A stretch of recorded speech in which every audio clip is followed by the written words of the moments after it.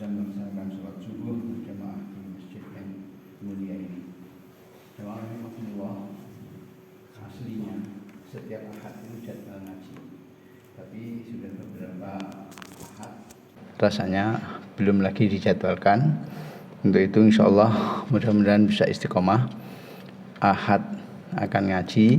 Ini sebenarnya panggung Yai Muhyiddin, Pak Sahlan, dan ya akhirnya saya barangkali sebagai tambah-tambahan sedikit untuk agar tetap bisa diisi.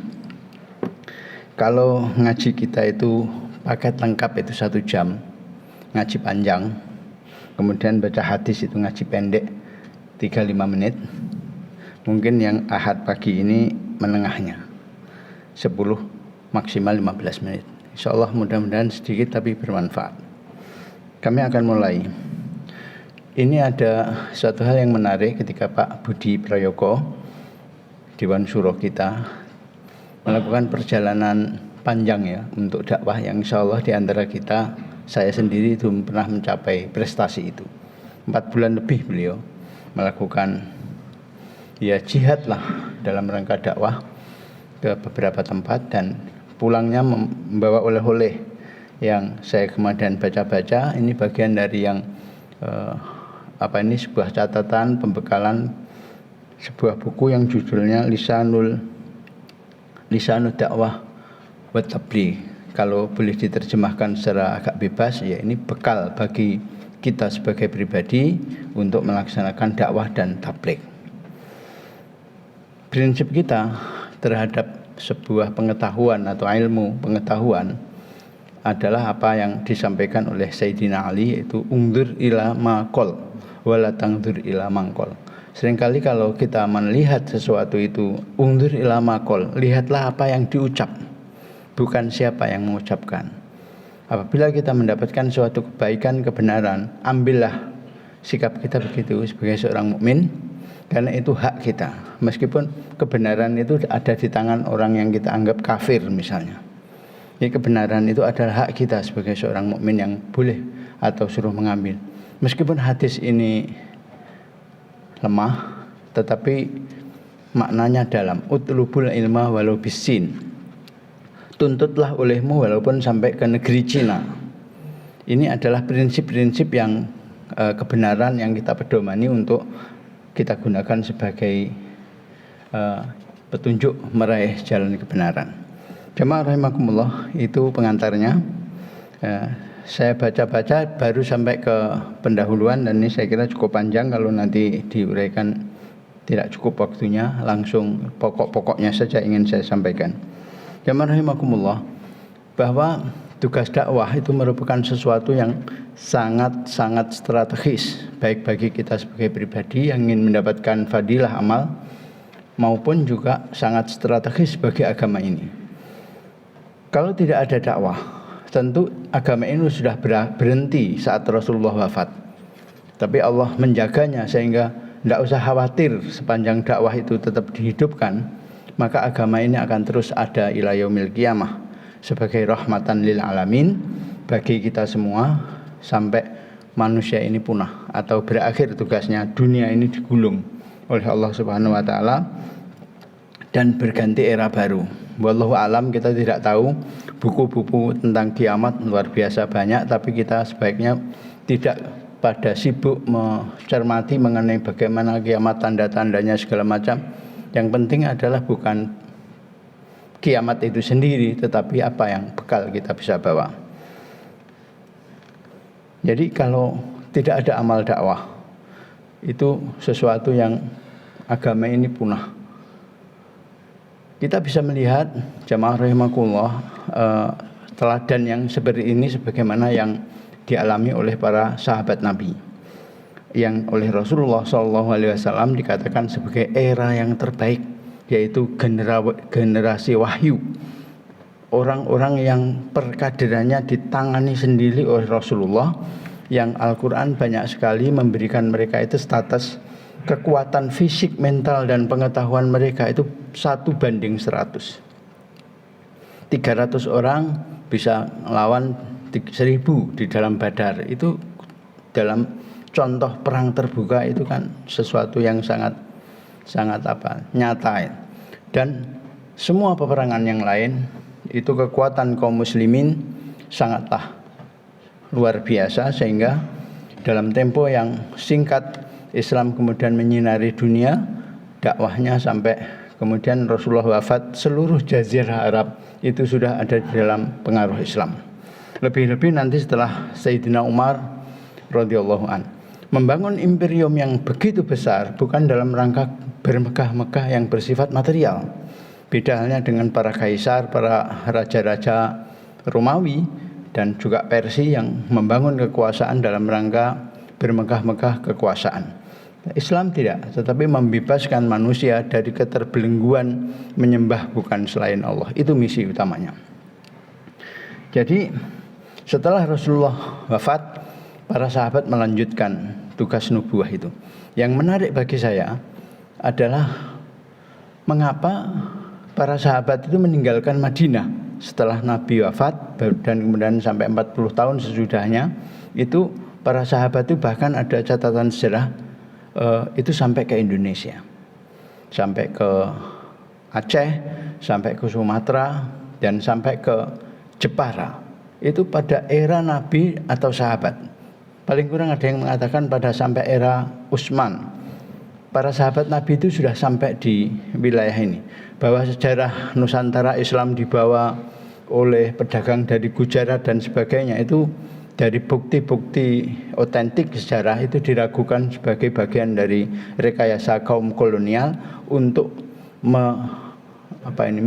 meminimalisasi fungsi dakwah. Atau kalau Nabi mengatakan bahwa Allah mengatakan bahwa tugas Rasulullah itu adalah kafatan linnas, seluruh manusia, dan rahmatan lil alamin, maka begitulah prakteknya dakwah sudah sampai di sini pada masa Nabi atau termasuk pada masa sahabat.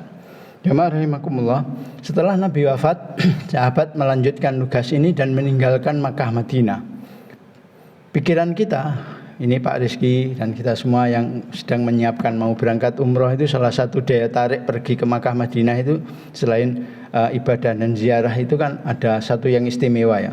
Sholat di Masjid Nabi pahalanya 1000 kali.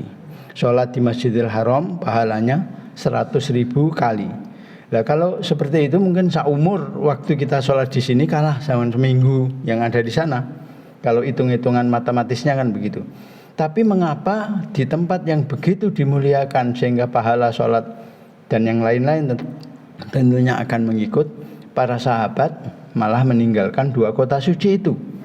Jawabannya jamaah rahimakumullah tiada lain adalah untuk dakwah. Ternyata para sahabat berhitung dan itu tepat sekali hitungan mereka. Sholat 100.000 kali di Masjidil Haram itu kan hanya untuk dirinya. Kalau dirinya meninggal, maka berakhir pula pahala itu.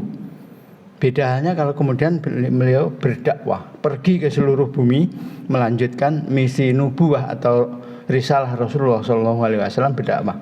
Kalau kita berdakwah, maka jamaah rahimakumullah, dua perbuatan apabila kita ingin amal kita ini terus mengalir, amal soleh yang kita atau ibadah yang kita jalankan ini terus mengalir, ada dua syaratnya.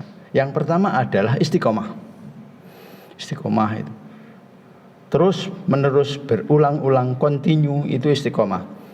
Jadi halangan itu tidak usah dibicarakan, karena masing-masing orang memiliki halangannya sendiri. Tapi bagaimana istiqomah itu bagian dari komitmen yang diwujudkan oleh seorang. Ya, salah satunya misalnya istiqomah jamaah 40 hari.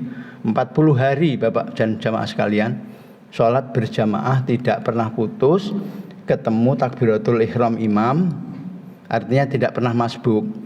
Itu yang sebenarnya hadis yang derajatnya lebih sahih dibanding dengan kita mengejar dengan biaya mahal namanya 40 waktu arba'in. Hadis apa yang disebut sholat arba'in di Madinah itu.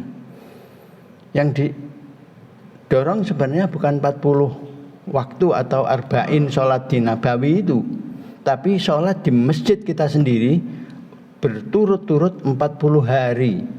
Saya kira hanya Pak Bardi, Pak Budi mungkin yang sudah bisa mampu ini. Saya sendiri belum pernah Pak, ngitung itu saya belum pernah. 40 hari terus menerus sholat tidak pernah putus dalam jamaah yang mengetahui takbiratul ihram imam. Ini betapa beratnya itu loh maksudnya. Mari kita kejar itu sebagai kualitas. Nah, yang pertama adalah istiqomah. Contohnya itu, berat istiqomah itu. Kita sadar hambatan halangan kita masing-masing, tapi itu harus kita lewati dan insya Allah kita akan kuat karena cobaan hambatan itu tidak bersifat berat bagi semuanya. Yang kedua adalah dakwah. Karena kalau kita mengajak yang lain terus mengamalkan, kita bisa membayangkan betapa ya sekarang ini Imam Bukhari, Imam Muslim, para ahli-ahli hadis yang pertama yang mengumpulkan sabda Nabi, terus ucapan Nabi, tindakan Nabi, takrir Nabi sehingga menjadi ilmu bagi kita. Beliau sekarang ini terus mendapatkan passive income semacam itu, mendapatkan bagian dari dividen amal yang terus mengalir ke beliau.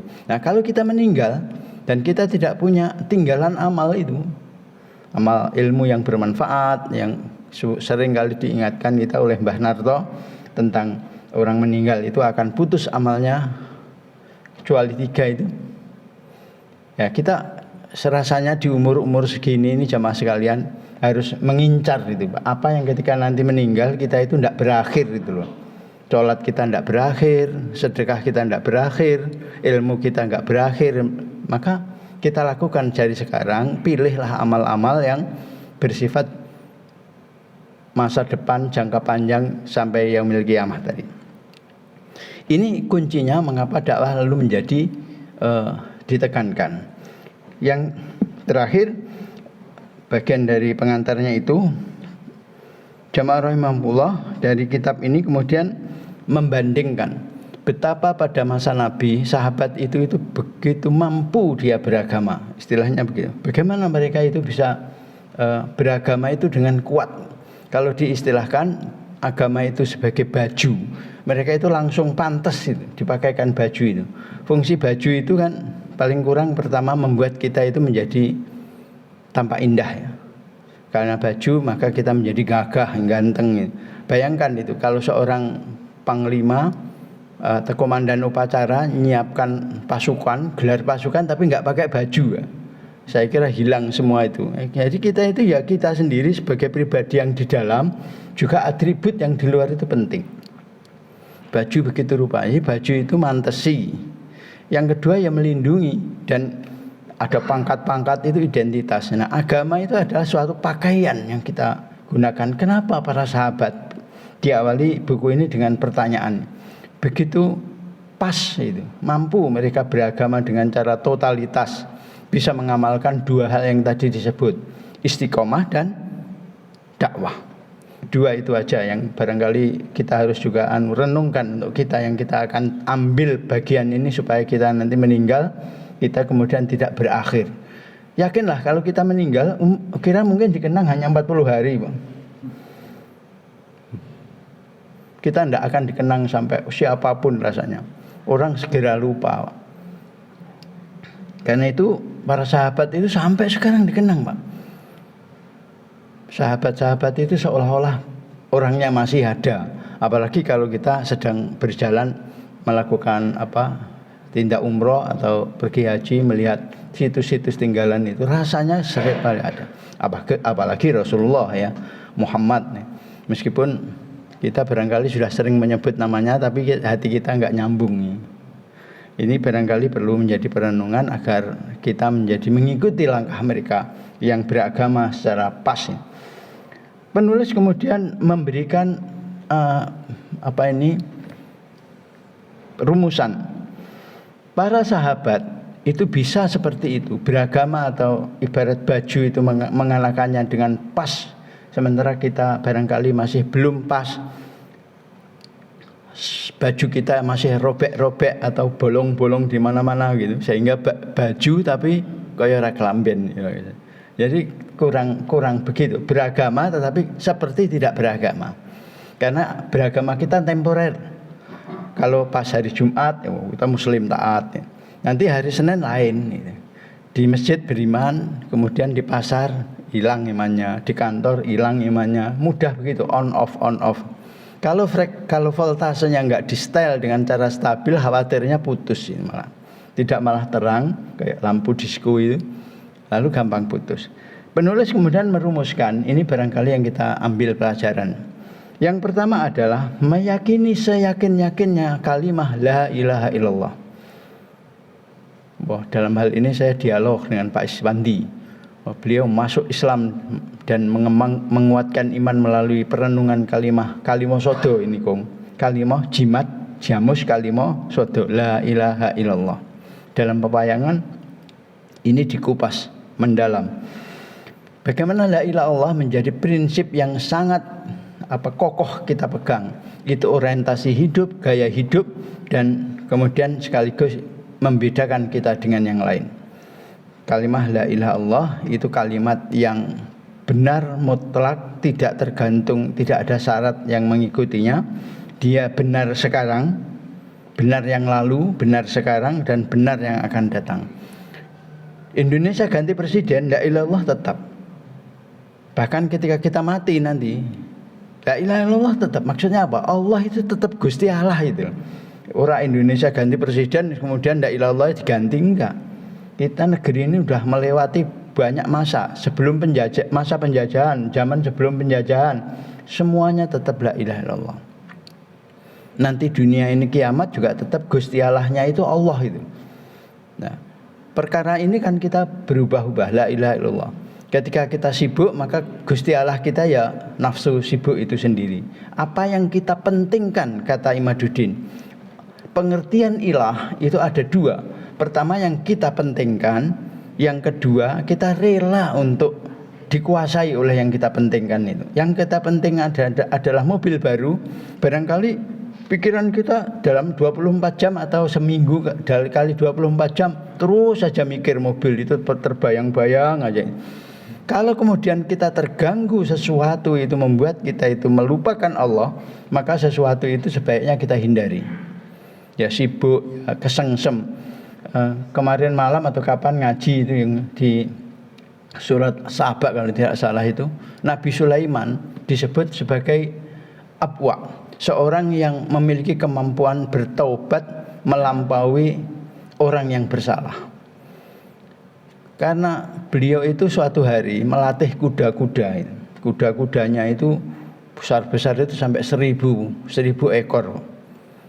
Membuat Nabi Sulaiman kesengsem dolanan kuda itu sampai waktu asar masuk maghrib. Sebagai tebusan, Nabi Sulaiman sangat menyesal itu, meminta kuda yang hebat-hebat itu dipotong, disembelih semuanya, biar itu tidak menghalangi dia untuk kemudian tawajuh kepada Allah Subhanahu wa taala. Ini sebagai suatu contoh. Jadi apa yang membuat kita menghalangi untuk lupa kepada Allah itu harus dihindari. Jadi ini makna yakin seyakinnya la ilaha illallah. Tiap hari itu kita periksa itu kadar la ilaha illallah, kalimah hak itu dalam diri kita. Yang kedua, ya tentu ini adalah amaliyah yang memperkuat kalimah la ilaha illallah dalam diri kita yang disebut agama tadi secara akidah, adalah sholat yang khusyuk dan khudu. Singkat, apa yang khusyuk? Khusyuk barangkali kita dua-dua ini sudah sering disampaikan, tapi saya ulangi, maknanya adalah khusyuk itu adalah amaliyah batin, khudu itu adalah zahirnya sholat. Dalam sholat, mohon barangkali mari kita masing-masing cek, apakah kita sudah memenuhi dua unsur ini. Kalau sudah terpenuhi, insya Allah kualitasnya semakin meningkat. Khudu dan khusyuk, mungkin begitu ya. Khudu itu adalah amaliyah lahir sholat, syarat rukunnya sudah terpenuhi, syarat rukun wajibnya sholat terpenuhi. Jadi bahasan tentang fikihnya atau hukum-hukum melaksanakan. Kalau kita lupa, itu terus kita segarkan, karena ini kan sehari-hari. Jangan kita mengulang-ulang sesuatu yang ilmunya kita tidak pernah cek. Saya sendiri khawatir, karena kita pernah belajar tentang sholat ini waktu kita usia di SD. Jangan-jangan ilmu kita tentang sholat itu berhenti di situ. Sampai sekarang itu rukun dan wajibnya serta masalah-masalah hukumnya kita nggak periksa lagi, sehingga ilmu kita nggak pernah nambah, sehingga kualitasnya juga nggak nambah. Khusyuk itu adalah kondisi hati atau batin dalam sholat. Jadi caranya betul, kemudian hatinya juga ikut di dalam memperkuat kualitas sholat itu. Ulama mengatakan agak sulit dibayangkan orang bisa khusyuk dalam sholatnya manakala dia tidak khudu. Nah, makanya khudu ini yang bisa dilatihkan, bisa diperiksa tadi. Kalau yang khusyuk tidak. Khusyuk itu diri kita sendiri yang bisa jawab. Kalau orang mengatakan bahwa saya khusyuk loh sholatnya untuk omong-omongan ibu-ibu, itu tandanya nggak khusyuk.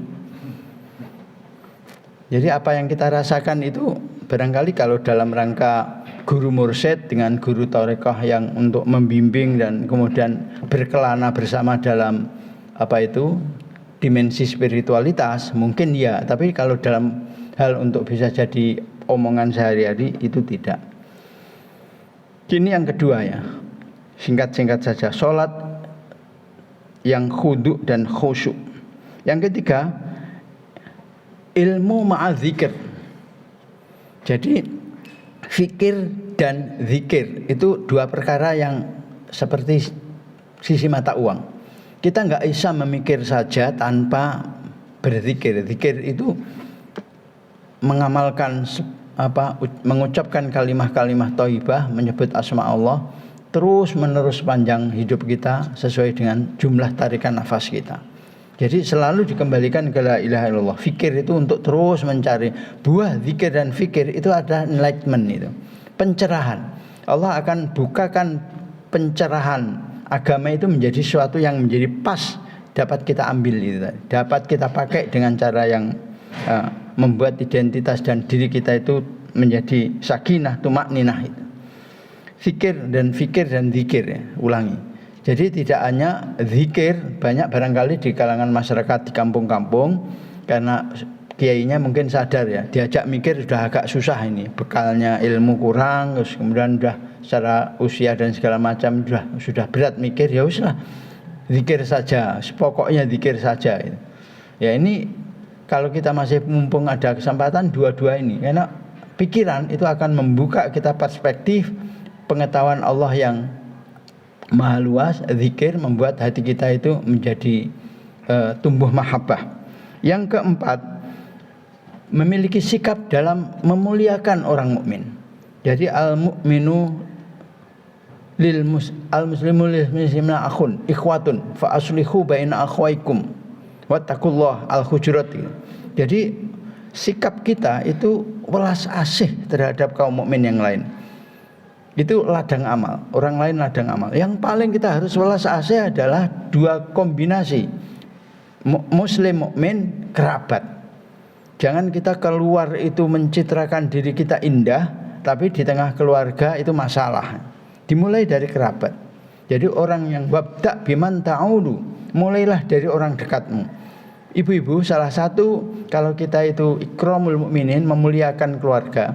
Jadi kita bermesraan dengan jalan agama. Kalau bangun malam ini bangunkan suami atau istri dan juga keluarga yang lain. Jadi kalau kita ingin menikmati sajian agama ini, maka orang lain yang paling dekat tadi kita libatkan. Kemudian yang keempat, yang kelima, mohon maaf, tahsinun niyah, memperbagus niat. Niat itu terus menerus. Puncaknya ya la ilaha illallah tadi. Niat itu terus menerus diikhlaskan, atau motif ya niat itu kalau boleh kita operasionalnya. Melakukan segala sesuatu selalu harus dicek. Meskipun di tengah jalan kita makan, waduh luka belum niat. Ya kalau kita anak-anak ya niatnya ya niat yang diucap itu. Tapi sikap kita, sikap batin kita itu terus menerus dicek. Untuk kita pasrahkan dalam keadaan suka dan gembira itu hanya lillahi rabbil alamin. Terus selalu begitu. Yang terakhir adalah dakwah wa tabligh, seperti awal tadi sudah saya sampaikan. Apa yang kita rasakan, apa yang kita ngerti itu kita carry over, kita estafetkan ke yang lain. Yang orang lain mengamalkan, maka amal atau pahala dari amal orang lain yang kita ajari tadi itu melimpah kepada kita. Kalau ini kayak multi level gitu. Kalau kita ngajak 10 orang, maka pahala kita kali 10 dan seterusnya. Dan kalau orang itu ngajarkan berikutnya enggak pernah kenal kita, itu amalnya akan terus mengalir kepada kita. Demikianlah, mudah-mudahan bermanfaat, dan insya Allah seterusnya setiap akad mudah-mudahan bisa kita manfaatkan bersama untuk tetap ngaji. Ya Muhyiddin, ada Pak Sahlan, dan saya itu hanya ngisi ruang-ruang kosong saja. Insyaallah kita sambung di ahad yang akan datang. Wabillahi taufiq wal hidayah. Assalamualaikum warahmatullahi wabarakatuh.